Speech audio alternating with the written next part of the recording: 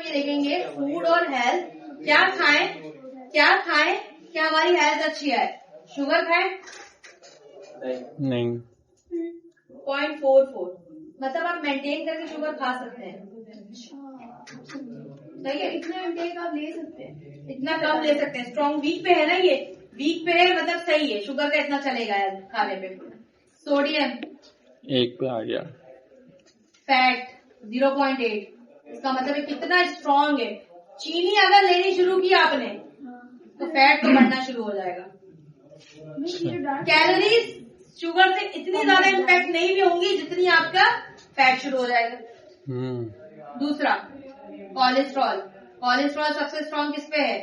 Fat पे। जितना wait बढ़ेगा उतना कोलेस्ट्रॉल बढ़ेगा। आप समझ में आ रही है चीज? दोबारा आते हैं हेल्थ आउटकम। सबसे गंदा हेल्थ आउटकम किस पे देगा? कोलेस्ट्रॉल। कौन सी ऐसी जिसका रिलेशन ही नहीं मैच कर रहा है हेल्थ आउटकम से? फैट, सोडियम नहीं, फैट, कोलेस्ट्रॉल सबका नेगेटिव जा रहा है हेल्थ आउटकम में। कैलोरीज होगी हेल्थ अच्छी होगी? नहीं। कैलोरीज होगी हेल्थ अच्छी होगी? शुगर होगी ज्यादा हेल्थ अच्छी होगी? सोडियम होगा हेल्थ अच्छी होगी? फैट ज्यादा होगा हेल्थ अच्छी होगी? नहीं। या आपका जो है वो कोलेस्ट्रॉल होगा तो हेल्थ अच्छी होगी? सब नेगेटिव के रख रहे हैं ये हेल्थ आउटकम में। ये वो कंपोनेंट है जो हेल्थ के साथ सारे नेगेटिव रिलेशन रखते हैं, और जो फैट के साथ पॉजिटिव रिलेशन रखता है आए देखें, कैलोरीज भी रखता है, शुगर भी रखता है, सोडियम भी रखता है, सोडियम भी रखता है। ये तीनों चीजें पॉजिटिव रखता है। यानी कि पॉजिटिव का मतलब क्या होता है? मेहनत ज्यादा करो सैलरी बढ़ेगी। अच्छा, ज्यादा मेहनत पे सैलरी बढ़ेगी। अब ये वो रिलेशन समझ लो, उसके बाद क्रेडिट प्रोसेसिंग स्टार्ट करना, गला कुछ करा दिया। अब ये और से वो रिलेशन दोबारा नहीं समझिएगा।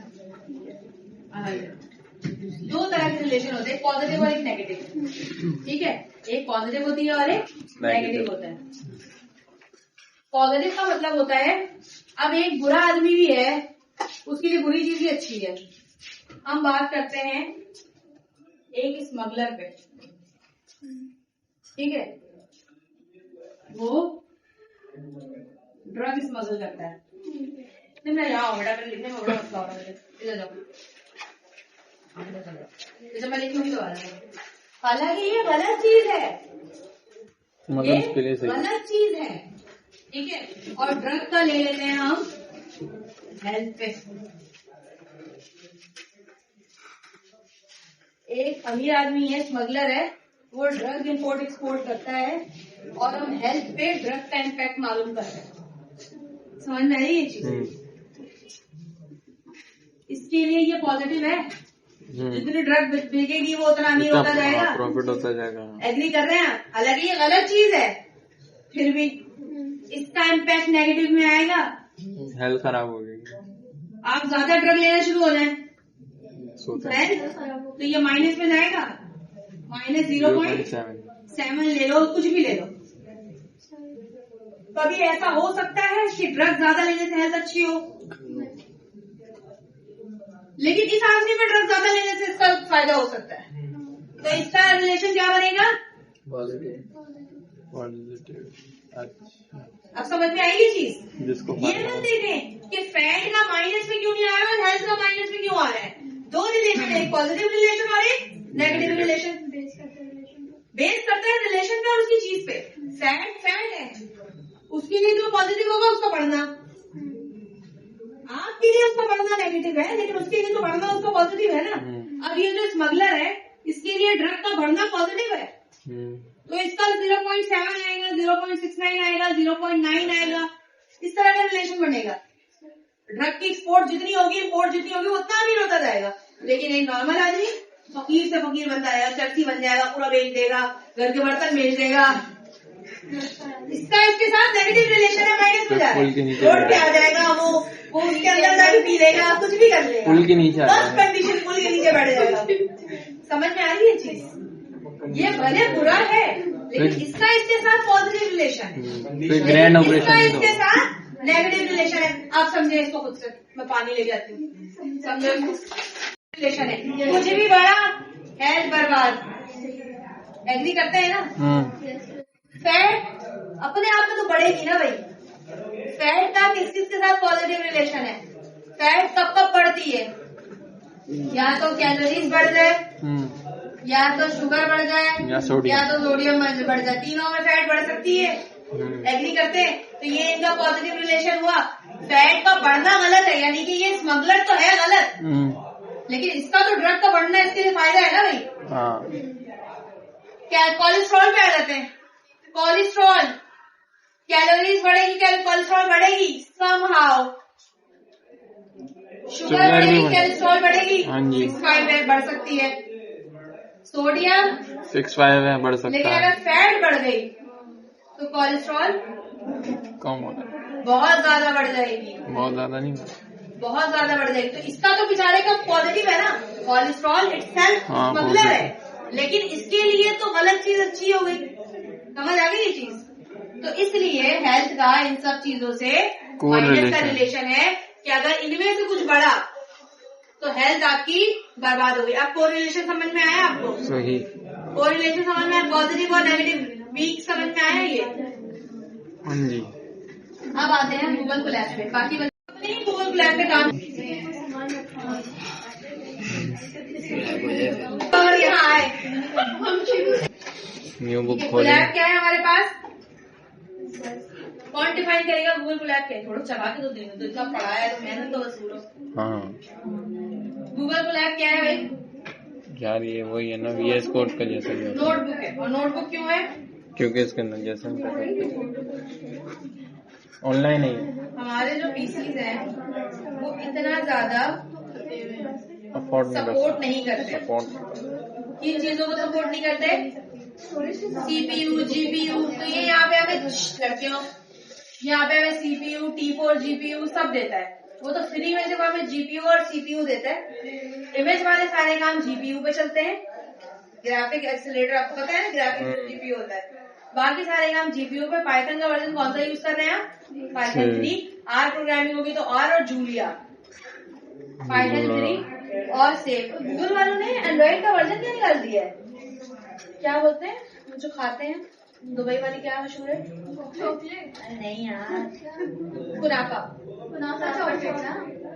कुनाफा उन्होंने उसका नाम रख दिया है गूगल के एंड्रॉइड के वर्जन का। हो गया सब सही है। तरीका क्या है? सबसे पहले आप कनेक्ट करवाएंगे, और मेरे पास क्योंकि एक डाटा सेट पड़ा हुआ हाउस प्राइस वाला, यही डाटा सेट ले लूंगी मैं। कनेक्ट कैसे? कॉपी करती हूँ। अच्छा। हाँ, ये कुछ तो याद नहीं आ रहा।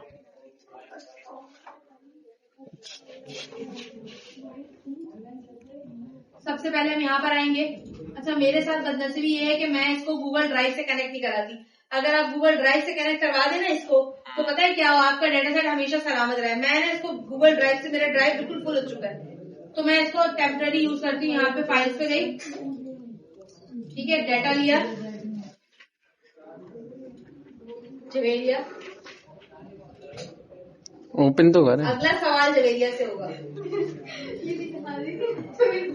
मैं ये वाला डाटा था, अभी बिल्कुल भी नहीं, अभी पहले पढ़ा लूं। ये वाला डाटा था तो नहीं था। ये कह रहा है ना आपकी फाइल डिलीट हो जाएगी बंद करने के बाद, तो वो तो मुझे कबूल है। डाटा CSV आ गया यहाँ पे।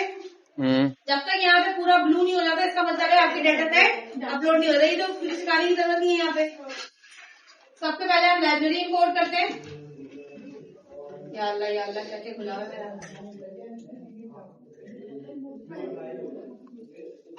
अब रिएक्ट पढ़ा के आ रही है ना? मैं रिएक्ट पढ़ा कर आई हूँ, वहाँ सही पहचाना तुमने। ये क्या है? चलो कोशिश करते हैं।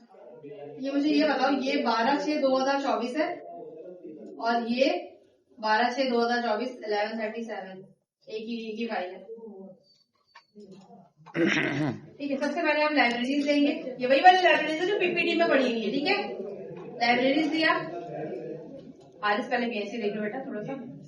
यहाँ पर आते हैं, ये लाइब्रेरीज इंस्टॉल करना जरूरी है। ये बटन है आपके पास, जो लोग फर्स्ट टाइम चला रहे, क्लिक किया, ये जब तक ग्रीन टिक दे देगा, इसका मतलब सारी लाइब्रेरीज इंपोर्ट हो गई। हमेशा कोड ब्लॉक वाइज चलाइएगा, सारा कोड कॉपी पेस्ट करने की गलती कभी मत कीजिएगा। अगर गूगल ड्राइव से डाटा सेट ले रहे होते हैं तो वो ड्राइव का लिंक जाता है, लेकिन मैं यहाँ से दे दी हूँ तो कंटेंट डाटा डॉट CSV जो फाइल का नाम होगा वो यहाँ देंगे आप। ग्रीन आ गया। उसके बाद मैं इसको